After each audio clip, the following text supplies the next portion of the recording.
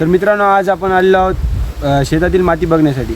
म्हणजे त्या मातीतून आपल्या पिकाला कसं काय प्रोव्हाइड होते, जसं काही पाणी कसं जाते, पोषक द्रव्य कसे जातात, ते तुम्हाला सांगण्यासाठी मी इथे आलेलो आहो. सर्वप्रथम म्हणलं तर आपलं पहिल्यांदा पावसाचं पाणी जे काय पडते ते माती मुरून घेते.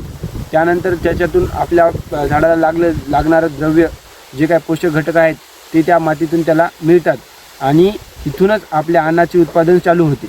आपली जी शेतामधली माती आहे ती तुम्हाला अशी नॉर्मल वाटते, बट ती तयार होण्यासाठी खूप काही वर्षाचा कालावधी लागतो. तर तुम्ही त्या मातीचं जपा तिला जे काही लागते ते शेणखत वगैरे वापरा. अन्य कुठलेही घटक तिच्यात टाकू नका, जेणेकरून तिला हानी होईल. अन्न उत्पादन करण्याची पहिली पायरी म्हणलं तर माती आहे. म्हणूनच मित्रांनो, मी सांगतो की आपल्या कपड्यांवर जर का माती लागली तर तिला घाण समजू नका, कारण आपण जिथं पाय ठेवतो तिथूनच आपल्या अन्नाची उत्पादनाची सुरुवात होते. पुढची माहिती आपल्याला बाबा सांगतील, त्यांचं ऐकून. आपण शेती करतो.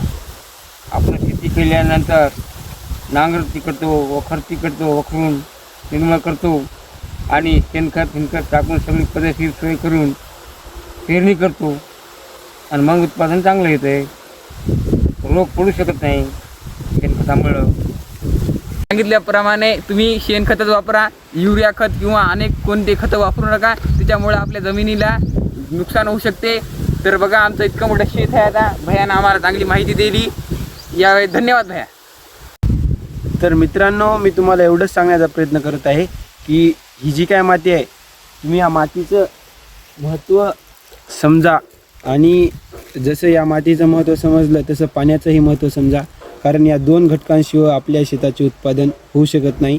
एवढंच मी तुम्हाला सांगणार होतो. बाकी जय जय किसान. जय जवान जय किसान.